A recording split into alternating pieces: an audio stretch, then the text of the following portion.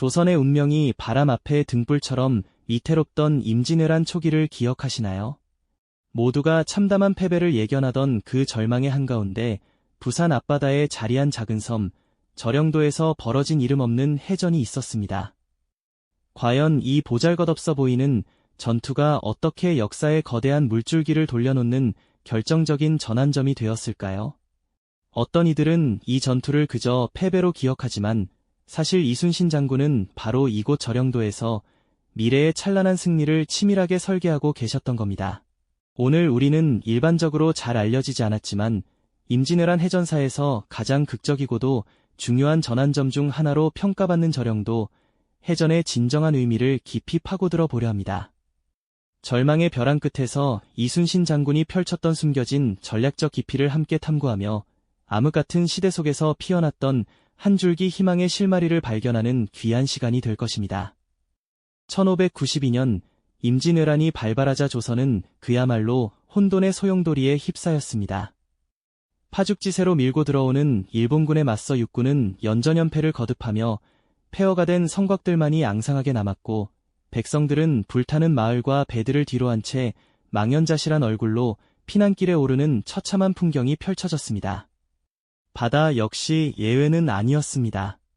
일본군은 육로를 통해 빠르게 북상하는 동시에 보급로 확보를 위해 해상에서도 조선의 해안선을 따라 끊임없이 침략의 칼날을 들이밀고 있었습니다. 이때 그들의 눈에 들어온 곳이 바로 부산 앞바다에 떠있는 작은 섬, 절영도였습니다. 부산포는 조선으로 들어오는 일본군의 최전선이자 대규모 병력과 물자를 수송하는 해상 보급의 핵심 거점이었죠. 지도 위에서 부산 앞바다를 내려다보면 마치 전략적 요충지임을 과시하듯 자리한 작은 점이 바로 절영도입니다. 당시 일본군은 수평선 너머로 끝없이 펼쳐지는 대규모 함선 행렬로 바다를 뒤덮으며 그 위용을 과시하고 있었죠. 그리고 이 부산포를 지척에 둔 절영도는 일본군에게는 전함의 정비와 보급, 그리고 조선 수군을 견제하는 데 더할 나위 없이 중요한 전략적 요충지였던 겁니다. 마치 바다 위의 작은 거점처럼 말이죠. 이처럼 절영도는 그저 작은 섬이 아니라 조선의 운명을 좌우할 거대한 해상 전쟁의 무대가 될 수밖에 없는 숙명을 지니고 있었습니다. 그러나 그 절망의 한가운데서도 한 줄기 빛처럼 다시 나타난 인물이 있었으니 바로 이순신 장군이셨습니다. 백의종군 끝에 삼도 수군 통제사로 복귀하셨을 때 장군을 기다리던 현실은 그야말로 처참했습니다. 텅 비어버린 수군 진영에는 불타다 남은 낡은 판옥선 12척만이 겨우 명맥을 유지하고 있었고 오랜 패전으로 병사들의 사기는 바닥에 떨어져 있었습니다. 밤늦도록 등불 아래 고뇌하는 이순신 장군의 모습에서는 나라의 운명을 짊어진 무거운 책임감이 고스란히 느껴졌을 겁니다. 하지만 이순신 장군은 이 절박한 상황 속에서도 결코 희망을 놓지 않으셨습니다. 무너진 수군을 재건하고 다시 일본군에 맞설 방법을 밤낮으로 고뇌하셨죠. 장군은 남은 병사들을 하나하나 독려하며 거친 파도와 안개 자욱한 부산 앞바다를 배경으로 끊임없이 훈련을 거듭하셨습니다. 낡은 배 위에서 땀 흘리는 병사들의 모습은 절망 속에서도 다시 일어서려는 조선 수군의 의지를 보여주는 듯했죠. 절영도 해전은 이순신 장군에게 피할 수 없는 시험대였습니다. 일본군이 부산포와 절영도를 거점으로 삼아 세력을 키우는 것을 그저 지켜볼 수만은 없었을 겁니다. 장군은 이 전투를 단순한 승패 이상의 의미로 바라보셨습니다. 비록 전력은 열세였지만 이 절영도 해전을 통해 일본 수군의 전력을 면밀히 파악하고 무너진 병사들의 사기를 다시 끌어올리며 다가올 더 큰 전투를 위한 귀중한 실전 경험을 쌓으려는 깊은 전략적 구상을 하고 계셨던 것이죠. 거친 파도와 안개 속에서도 장군의 눈빛은 흔들림 없이 미래를 향하고 있었습니다. 장군의 눈빛은 거친 파도와 안개 속에서도 흔들림 없이 미래를 향하고 있었습니다. 이순신 장군께서는 절영도 해전을 단순히 승패를 가르는 일회성 전투로 보지 않으셨습니다. 오히려 다가올 거대한 전쟁의 흐름을 바꾸기 위한 중요한 첫 단추로 여기셨던 거죠. 흩어진 병사들의 훈련을 독려하고 낡은 배 위에서 땀 흘리는 수군 병사들의 사기를 끌어올리는 것, 그리고 무엇보다 일본 수군의 실제 전력을 면밀히 파악하는 것이 이 전투의 핵심 목표였습니다. 장군은 절망 속에서도 결코 희망을 놓지 않으셨고 무너진 조선 수군을 재건하며 일본군의 맞설 방법을 밤낮으로 고뇌하셨죠. 그렇게 전운이 감돌던 어느 날 저령도 앞바다에는 긴장감이 가득했습니다. 수평선 너머로 끝없이 펼쳐진 일본 함대가 마치 거대한 검은 구름처럼 몰려오기 시작했으니까요. 그들의 깃발은 바람에 펄럭이며 수많은 배들이 물결을 가르며 다가오는 모습은 그 자체로 압도적인 위협이었죠.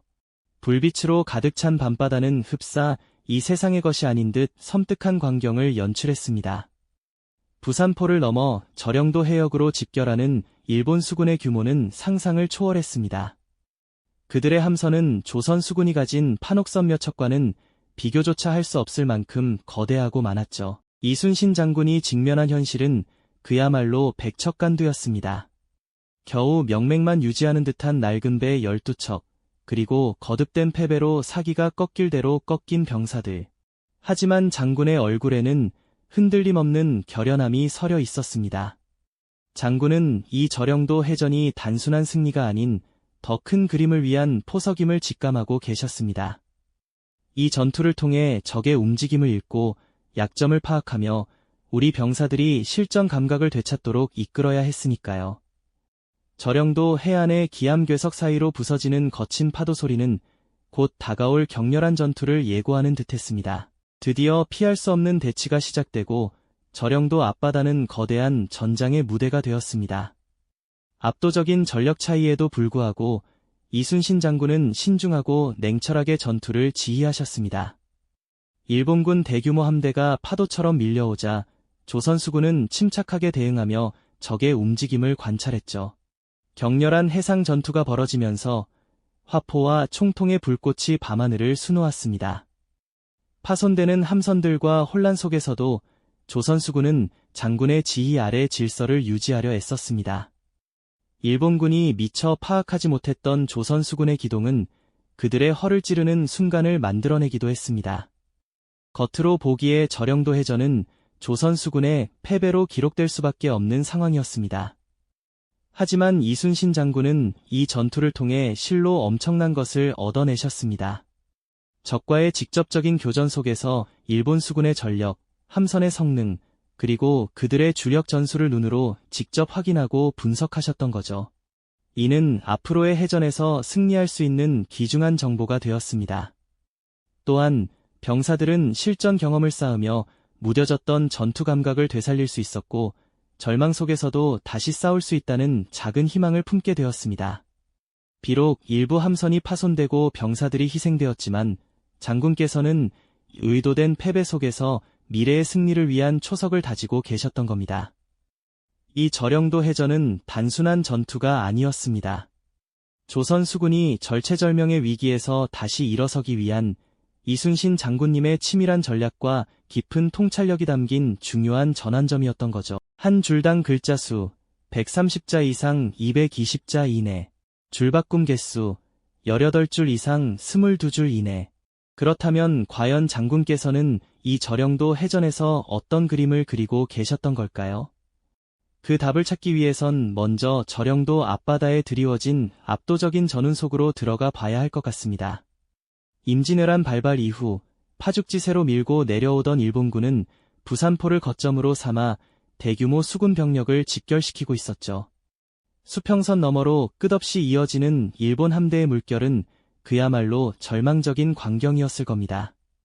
밤이 되면 부산 앞바다는 수많은 군선의 불빛으로 가득 차 마치 거대한 도시를 이룬 듯했고요.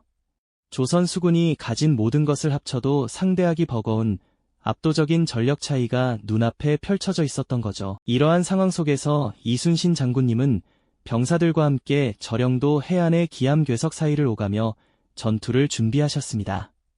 거친 파도가 부서지는 바위들을 바라보며 장군님의 마음속에는 어떤 결연함이 자리 잡고 있었을까요?